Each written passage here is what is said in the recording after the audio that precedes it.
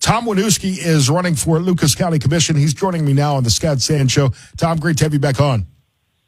Yeah, thanks, Scott, for having me back on. Always good to be with you. You know, this is an important race. So many people who listen to my show, who talk to Fred, obviously complain about one-party rule in this city, in this county. This is a chance to get a different voice on the Lucas County Commission, which I think is critical.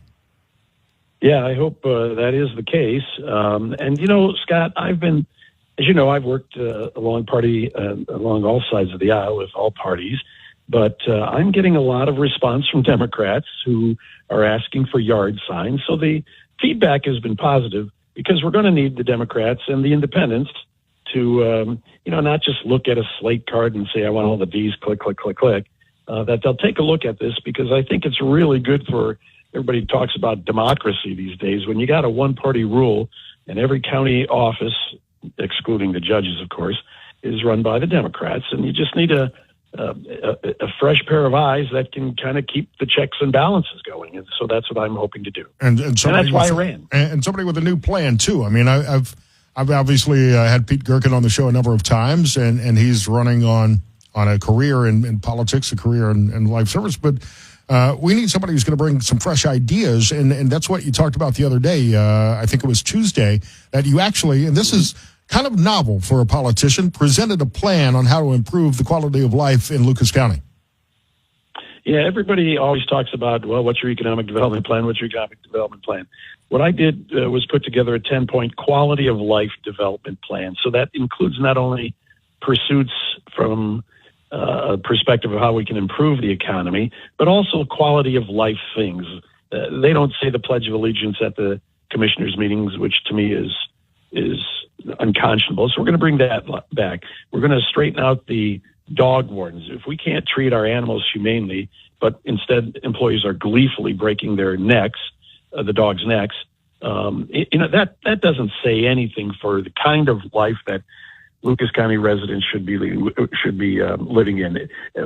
The threats that have been going against some other leaders in the outlying communities, we've touch base with just about all of the 22 jurisdictions in Lucas County, and I'm hearing just a lot of good stuff about wanting a fresh perspective on things and doing things differently. So that's why we unveiled that quality of life plan. Tom Waniewski here on the Scott Sand Show. In your plan, you do increase funding, where you want to increase funding in some areas. And you'll have to tell me where that money comes from, because we already have like 30 different levies on the ballot this November. Yeah, exactly. No, and thanks for asking that question. So let me clarify. I want to restore the EMS cuts. So in early 90s, voters in Lucas County passed, at the time it was called a REMSNO levy, but it brings in about $20 million a year, and that money is for technically safety concerns in the county. Well, okay, if you want to look at it from that broad perspective, we don't have enough sheriff's deputies patrolling in Jerusalem Township in Oregon, for example, or just east of Oregon. But where it's really gotten somewhat controversial is there have been cuts to the EMS, emergency medical services, and ALS, advanced life support services, throughout the county. So for the $20 million that came in last year, only $11 million went to the various jurisdictions to run their EMS and ALS, and I'd like to restore that back. Maumee had to actually go out for a separate levy to fill in the gaps of something like that. And I just, taxpayers are already paying that. So that's number one. The other thing was workforce development area. We get $2.5 million from the state for workforce development. Last year, we spent $400,000 of that workforce development money. Well, why are we not proliferating? Why are we not promoting better jobs, more training with the money that's coming to us to begin with? So it's not an increase. Two things that I want to do is cut sales tax by 0.25%, but increase the lodging tax by 0.5%. And I think that'll give, especially in this economy, Scott, where it's $5 a gallon of milk or $3 a dozen eggs. People are hurting out there, and then they get hit with their property tax bill, which is going up.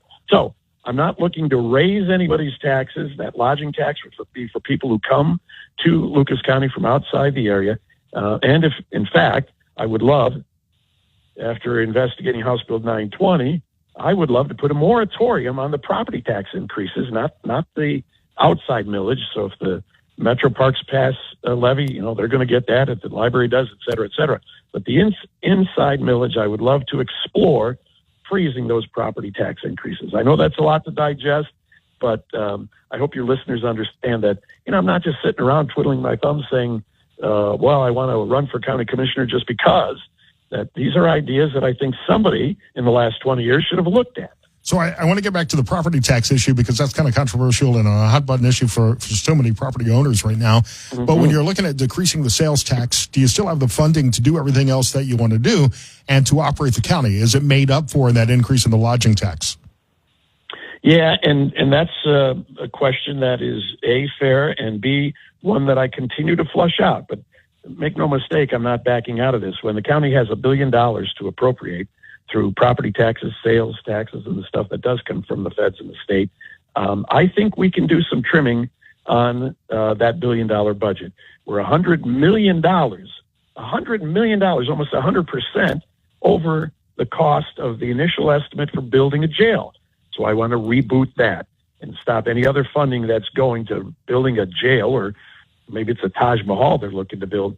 But those would be areas that I would look at in order to make sure we are getting the money where it needs to go. Yeah, and in that particular case, I don't know if that was just really bad timing or poor decision making. I've been through the jail, and it could certainly use improvements. It's probably more expensive to rehabilitate the current jail.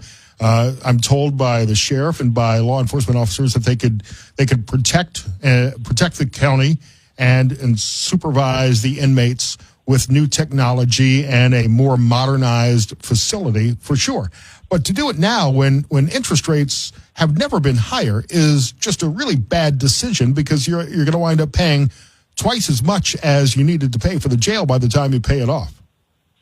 Absolutely. And I think in addition to timing, I think it's also a combination of poor judgment. So if you recall, they tried to put the jail in a South Toledo neighborhood, basically, and then the neighbors were up in arms as well. They should be on that.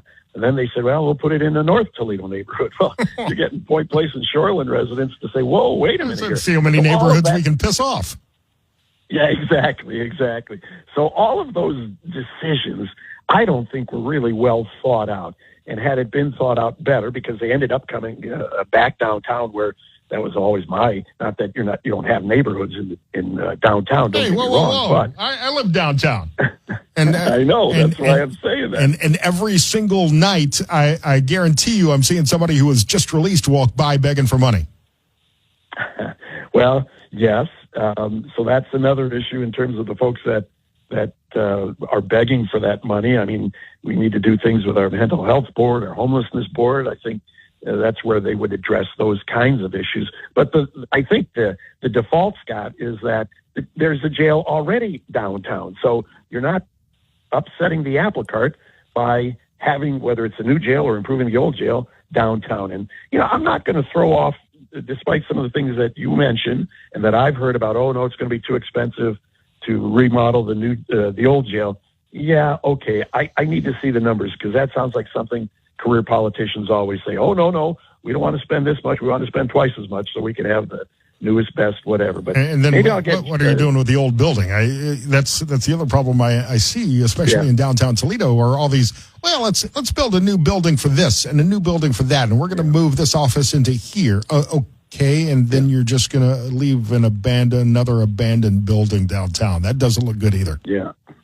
Well, that's the case. They're kind of facing that with the health department there. That building, it's a beautiful, I think, architecturally beautiful building. It's just seen its days, but there've been offers to buy it or to possibly put some components of the jail in that building. So there are a lot of moving parts on this, and that's why I'm looking forward to come January, after I win in November, to start tackling these kinds of issues. But I just think the judgment has been poor, and when you've got a monopoly government, no one's really challenging the status quo, and I want to challenge the status quo. We're talking to Tom Waniewski on the Scott Sand Show, TomWaniewski.com. You mentioned property taxes.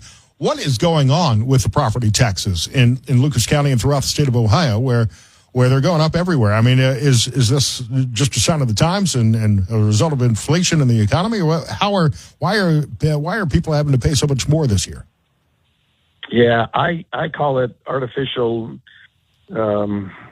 It's been inflated. So when all this COVID money came into the economy, prices shot up, and it's a supply and demand. It's basic supply and demand when that happens, and because there was enough money to go around, and the banks wanted to get as much of that as possible, they're lowering interest rates to 2%. Well, now people are putting bids on houses $20,000, $30,000 above the asking price. Well, then, as the county, as the auditor, then evaluates the property taxes, they say, "Whoa, Scott's house, Tom's house, sold for $200,000 this year, so that's your property value." Well, wait a minute, it's not. It's artificially inseminated, if you ask me, and so I want to bring that to a bit more reality. I'm challenging mine because my property taxes went up considerably, and I'm going to challenge the value of it. We all want our property to be of a good value, but in this case, I think it was artificially inflated because of the economy and what happened in 2019, and we're seeing that now. A 6% interest rate on mortgages really is somewhat normal. I remember I bought my first house. The interest rates under Jimmy Carter were 16%. Bought it at a land contract at 10%. It worked out well for us. But housing prices are now starting to stabilize. The housing supply is starting to stabilize. And I think the county needs to help the residents by not pushing through these taxes. And if you have the chance, your listeners have the chance to challenge what that is. I know one deadline has passed, but there's another one coming up in January. You can have your property reevaluated. Not to mention anything, Scott, I'm going to squeeze this in quickly. I have a house buying plan so that more people can live in affordable homes and be owners, because I think that also drives a good community. Tom Waniewski, he's running for Lucas County Commission here on the Scott Sancho. TomWaniewski.com. You may want to spell that for everybody, Tom. Yeah, thanks. I have difficulty with it myself. W-A-N as in Nancy, IEWSKI.com.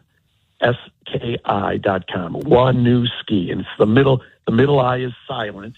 So it's but you got to include it. But it's when you say the middle I is silent, it's easier to spell. Waniewski. No Wisniewski, no Wozniewski. It's as I told my daughter growing up, it's one new ski. It's not two old skis. It's one new ski. Tom, great to have you on. We'll talk soon.